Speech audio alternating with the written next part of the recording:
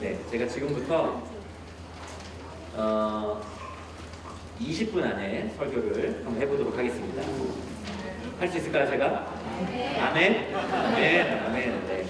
우리 나도 아멘 잘 안 하는데 오늘 아멘 많이 하는데 요한일서의 시작은 사실 매우 특이하다 그랬어요. 제가 8월 첫째 주 설교 때도 말씀드렸지만은 서신서들은 보통 그 인사말을 시작하잖아요. 근데 요한일서는 인사말로 시작하지 않아요. 그런데 그리고 뿐만 아니라 오늘 굉장히 감각적인 단어들이 좀 열거됩니다. 내가 들었고 눈으로 보았고 그리고 손으로 만졌다 이런 단어들이 좀 열거되어 있고요. 무엇보다 요한일서의 시작이 요한복음의 시작과 매우 닮아있죠. 1장 1절에 아까 이 글은 생명의 말씀에 관한 것입니다. 이 생명의 말씀은 태초부터 계신 것이요 우리가 들은 것이요 우리가 눈으로 본 것이요 우리가 지켜본 것이요 우리가 손으로 만져본 것입니다. 이렇게 되어 있는데 요한복음 1장 1절 어떻게 되어 있냐면 태초에 말씀이 계셨다. 그 말씀은 하나님과 함께 계셨다. 그 말씀은 하나님이셨다. 이렇게 되어 있죠. 그러니까 무척이나 비슷해요. 때문에 우리가 요한복음을 읽은 사람들 같은 경우는 이 요한일서를 읽어보면 이 요한일서에서 이야기하는 이 생명의 말씀이 누구랑 이렇게 자연스럽게 연결이 돼요? 누구랑 연결되죠? 예수님과 자연스럽게 이렇게 연결이 되죠. 사도 요한이 이 예수님에 대해서 귀로 들었고 눈으로 보았고 손으로 만졌다 라고 하는 말로 우리는 들리죠. 어쩌면 당연한 진술이잖아요. 왜냐하면 사도 요한은 예수님의 제자였으니까 그가 제자로서 3년 동안 그와 함께 먹고 자고 하면서 슬리핑하면서 먹고 자고 그러면서 네. 정말 거기서 저는 우리 창동이 예배도 한번 드리고 아웃 라이프인데 이렇게 같아요. 어쨌든 너무 잘했어요. 네. 그래서 그에 대해서 듣고 직접 보고 손을 맞잡기도 하는 그런 경험도 있었겠죠. 사도 요한에게. 뿐만 아니라 이 사도 요한은 12제자 중에서 제가 그 첫째 주 말씀드렸던 것처럼 다른 제자들보다 예수님의 곁에 더 가까이 머물렀던 제자였죠. 그 그림 하나 한번 보실까요? 그림 하나 여러분 그냥 넘어가겠습니다. 그냥 네 오늘 시간 없으니까 여러분 레오나르도 다빈치의 최후의 만찬 그림 한 번씩 보셨죠? 그렇죠?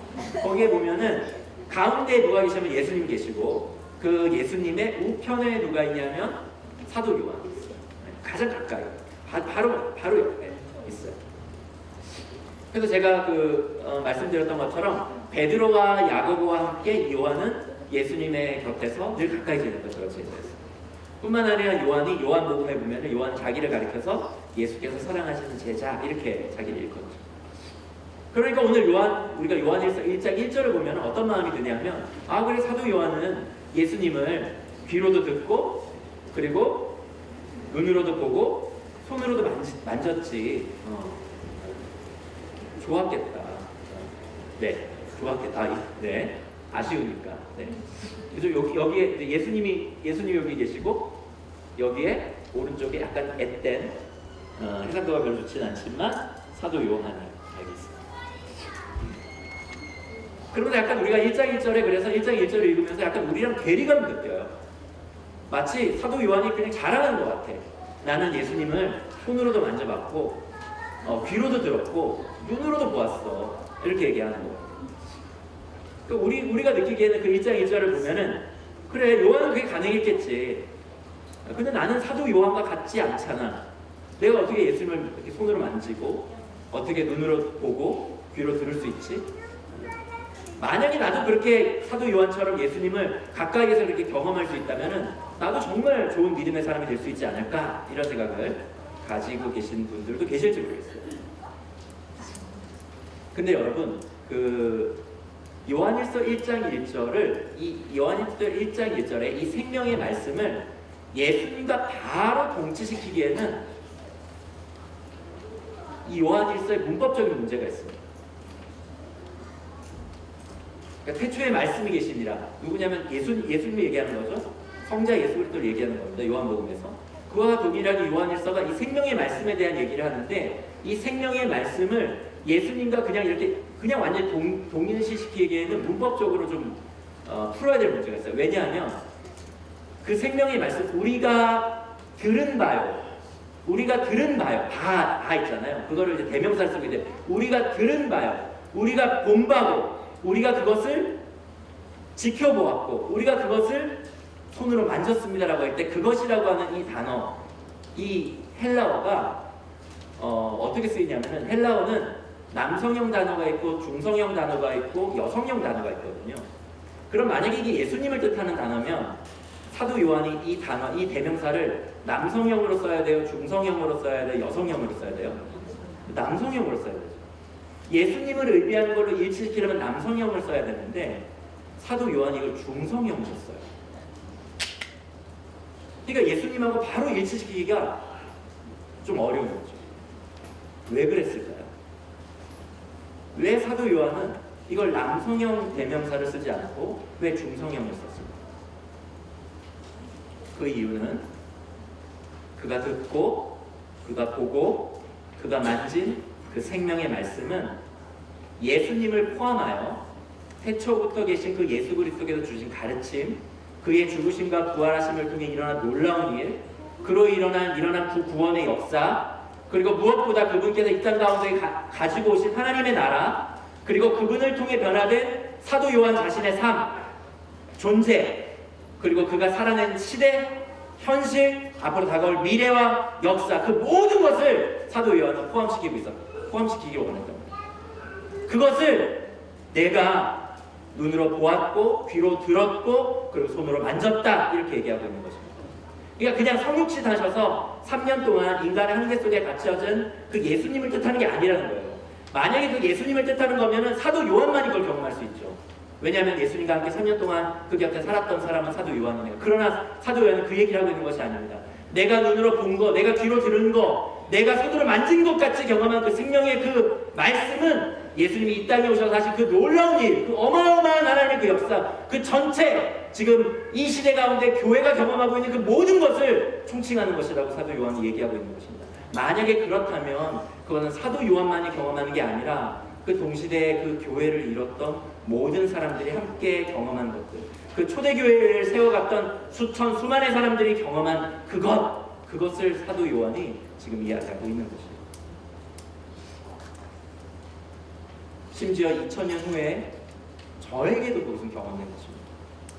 제가 예수님, 성육신하신 예수님을 귀로 들은 적은 없어요. 그분을 눈으로 보지 못했습니다. 사도 요한처럼 그분의 음성이 어떤지, 그분의 눈빛이 어떤지, 그분의 피부가 어떤지 저는 몰라요.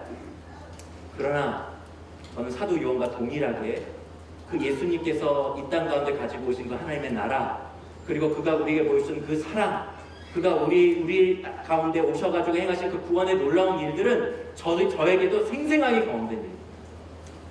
그것이 생생하게 경험되었기 때문에 오늘 제가 이 자리에 그 생명의 말씀에 제 인생을 걸고 이 자리에 선 것이죠. 사도 요한은 이것을 지금 요한일서를 읽는 청자들에게, 독자들에게 이거를 강조하고 싶었던 거예요. 왜냐하면은 이 요한일서는 신약 성경의 기록물 중에 어쩌면 가장 늦게 기록된 책이거든요. 그러니까 예수님이 죽으시고 한 60년 정도 뒤의 일이에요.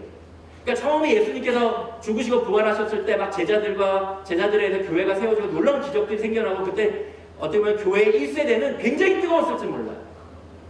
예수님을 만났던 그런 어떤 감격, 증거들이 막 그들 안에 역동되어서 어떤 사람은 거기에서 막 은사가 일어나기도 하고 병고침을 맞기도 하고 예수님이 진짜 죽으시고 부활하신 그 경험들과 그 증언들을 들으면서 교회가 막 세워져 갔던 그 1세대들은 굉장히 뜨거웠을지 몰라요. 그러나 그게 60년 동안 지나고 나서 많은 사람들이 마음이 매너리즘에 빠지기도 하고 죄를 가볍게 여기기도 하고 교회가 점점 힘을 잃어갔던 거죠. 그때에 사도 요한이 그들을 깨우기 위해서 인사말 제치고 어쩌면 그것을 너무나 전하고 싶었기 때문에 당신도 그 생명의 말씀을 경험할 수 있습니다. 내가 경험한 것처럼 초대교회 나의 동역자들이 모두 경험한 것처럼 당신도 그 생명의 말씀을 귀로 듣고 눈으로 보고 손을 만지는 것처럼 그런 하나님을 당신도 경험해야 합니다 라고 사도 요한은 강조하기 위해서 그 요한일서의 1장을 그렇게 열고 있는지도 모르겠습니다. 여러분, 저는 오늘 이 사도 요한의 음성을 이번 수련의 첫 번째 날 오늘 예배 가운데 여러분 모두가 듣기를 원합니다. 사도 요한이 이렇게 외치는 거예요. 여러분, 이 생명의 말씀을 듣고 눈으로 보고 만지는 건 나만 경험한 것이 아닙니다. 이것은 예수님께서 부활하시고 그 이에 우리 가운데 성령을 주심으로 인하여 하나님의 성령을 통한 예수를 주로 따르는 모든 사람이 경험한 거예요.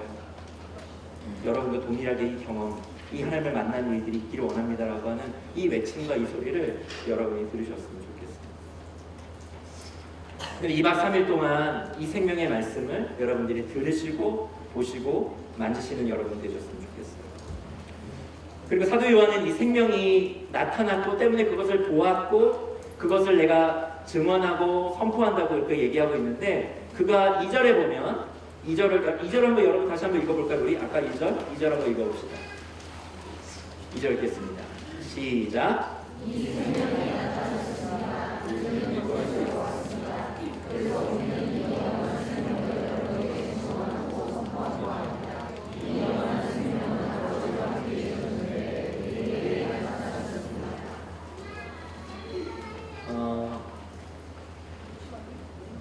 이 영원한 생명이라고 번역된 이 단어는요, 제가 거기에 헬라어로 적어놨지만 사실 영원한으로도 번역할 수 있습니다. 이 번역이 나쁜 건 아니에요. 영원한이 번역될 수 있어요. 그리고 영원한으로, 그래도 대부분이 영원한 생명이라고 번역했습니다. 대부분의 성경들이.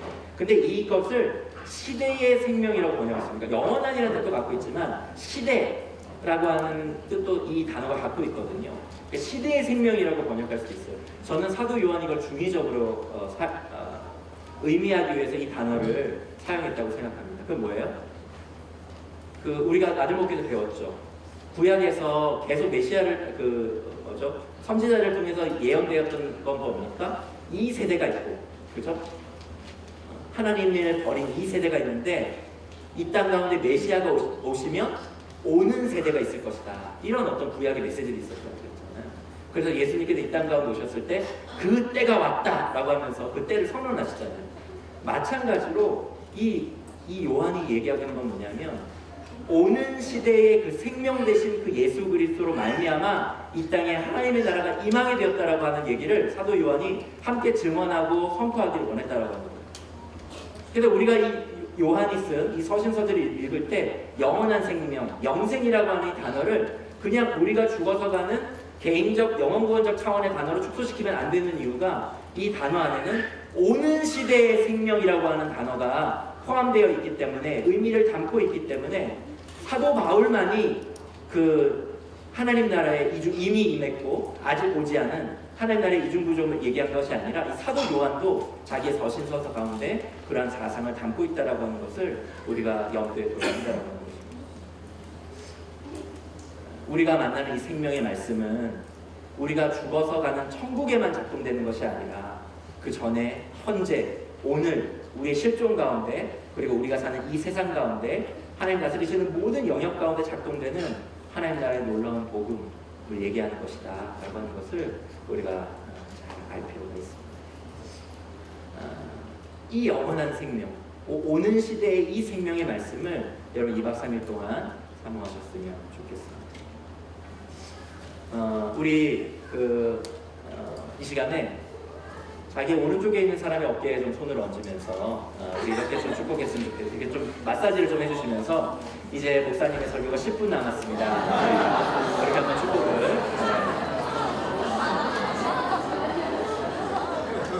네, 그리고 좀 마사지를 해주세요. 사랑을 담아서 스킨십을 좀 해주시고요.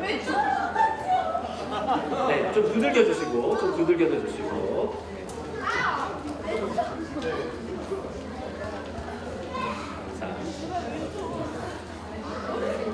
좋습니다. 아름답습니다. 반대로 반대로. 벌써 1분 지났습니다. 그렇게 축복하면서.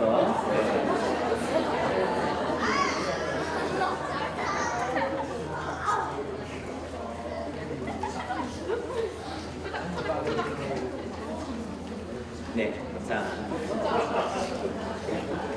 2박 3일 동안 이 생명의 이 말씀, 사도 요한이 우리 가운데 전하고자 하는 이 오는 시대의 영원한 생명의 이 말씀을 우리가 품게 될 때 우리 안에 하나님과의 그 사귐, 그리고 우리 공동체, 교회를 이루는 서로 간의 그 사귐의 기쁨이 다 충만할 수 있다고 사도 요한은 얘기합니다. 이 사귐의 기쁨이 충만하려면 이를 위해서 우리가 해야 되는 두 가지 적용점 오늘 제가 말씀드리고 오늘 말씀 마치도록 할게요. 첫 번째는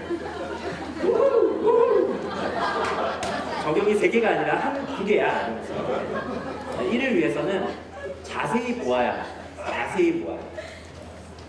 오늘 1절에서 사도 요한이 비슷한 단어 2개를 나열하는데 1절 하반절에 보면 뭐라고 되어 있습니까? 1절 하반절에 이 생명의 말씀은 태초부터 계신 것이요 우리가 들은 것이요 우리가 눈으로 본 것이요 우리가 지켜본 것이요 이렇게 되어 있죠. 눈으로 본 것이요 지켜본 것이요. 그러니까 들은 것, 본 것, 손으로 만진 것 이렇게 넘어가면 되는데 눈으로 본 것하고 지켜본 것이라고 거의 비슷한 단어들이 연이어 쓰고 있어요. 이건 왜 그럴까요? 의도한 거죠. 첫 번째 단어는요 그냥 눈으로 보는 거예요. 그냥 눈으로 보는 거예요. 근데 두 번째 단어는 지켜봤다라고 그랬거든요. 두 번째 단어는 굉장히 주의 깊게 집중해서 자세히 볼 줄. 그러니까 사도 요한은 자기가 이 생명의 말씀을 그 예수님의 그 존재, 예수님을 통해 이루어진 놀라운 사역들, 일어난 구원의 일들, 그것을 통해 세워지는 교회 역사들, 역사 속에서 펼쳐지는 그런 일들, 그 성령께서 하시는 놀라운 일들, 이 모든 것들을 그가 그냥 이렇게 그냥 관망하듯이 본 게 아니에요. 굉장히 자세히 보았다고 얘기하고 있고, 그리고 그 자세히 본 사람들이 결국에 그 생명의 말씀이 정말 이게 생명의 말씀이구나 하면서 그 인생이 바뀌고 역사가 뒤집어지고 그런 놀라운 변화가 일어나고 하나님의 장중에 잡혀서 놀라운 역사를 일으키는 주인공이 된다라고 했던 거예요. 동일하게 여러분이 2박 3일 동안 해야 되는 것은 이것입니다. 자세히 말씀을 그냥 이렇게 그냥 그렇네가 아니에요. 여러분이 이 말씀을 잘 듣기 위해서 집중해서 예를 들면 내가 어제 잠을 잘 못 잤어. 옆에 있는 우리 가족의 누가 정말 생각보다 진짜 코를 너무 불어서 정말 그 입과 코를 그냥 뭘로 다 틀어막고 싶은 만큼 시험에 엄청 들여서 내가 잠을 못 잤어. 오늘 예배 집중하기 너무 어려울 거야. 그걸 자세히 봐. 그냥 그러면 그 눈으로만 보면 그냥 뭐 졸리면 졸리는 대로 그냥 있는 거예요. 근데 자세히 보는 사람은 어떤 사람이냐? 자기를 깨우면서 그러기 위해서 맨 앞자리에 나온다.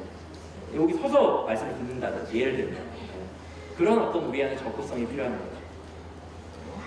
여러분 2박 3일 동안 여러분 가운데 선언되고 다가가시는 이 생명의 말씀을 그냥 소극적으로 보는 것을 넘어서서 열정을 가지고 마음을 열고 사모함을 가지고 자세히 보시는 여러분입니다. 앞자리에 오시고요. 그리고 예배가 시작되기 전 10분 전, 20분 전에 오셔서 여기에서 먼저 기도를 좀 준비하시고 하나님 만나기를 간절히 사모하면서 그렇게 하나님의 말씀을 이 생명의 말씀을 내가 하나도 오늘 2박 3일 동안 놓치지 않겠다 그런 마음으로 함께 해주시면 좋을 것 같아요. 네. 그리고 두 번째는 이 사도 요한이 그 생명의 말씀, 예수께서 가지고 오신 오는 시대의 그 영원한 생명을 증언하고 선포한 것처럼 여러분도 이 수련회 가운데 받으신 은혜를 우리 주변 가족들에게 증언하고 선포하는 여러분들이었으면 좋겠습니다. 이것이 우리가 공동체 밖에 있는 하나님을 알지 못하는 사람들에게 그것들을 증언하고 선포하는 것도 중요하지만 우리 가운데 서로가 그것들을 증언하고 선포하는 것도 좋을 거라는 생각이 듭니다. 특별히 우리 가운데는 아직 하나님을 아는 깊이와 정보가 다 다양하잖아요. 특별히 우리 목자님들, 우리 언약가족들 좀 하나님 앞에 정말 이렇게 좀 어떻게 보면 쉬이 하나님께 나아갈 수 있고 하나님을 잘 만날 수 있는 분들, 그분들 주변을 좀 돌아보면서 우리 가정교회 안에서 혹시 하나님의 은혜에 소외되는 사람은 없는가, 그런 사람들에게 다가가셔서 당신에게 하나님께서 어떤 마음을 갖고 계신지, 이번 수련회 가운데 당신을 향한 하나님의 계획들은 무엇인지 하나님의 마음과 말씀을 대원해 주기도 하시고, 그리고 어려운 마음도 있으면 위로도 해주시고 특별히 기도도 해주시고 그렇게 격려하셨으면 좋겠습니다. 수련회가 마치는 밤마다 치킨을 나누는 거 중요합니까? 네. 아멘. 중요하죠. 그러나 그와 더불어 서로 안에서 하나님께서 어떤 일들을 하고 계신지를 함께 나누면서 서로에게 하나님의 말씀을 대언해주고 서로에게 기도해주는 우리 모두가 되었으면 좋겠습니다. 여러분 이번 수련회 무엇을 기대하며 오셨습니까? 수영장.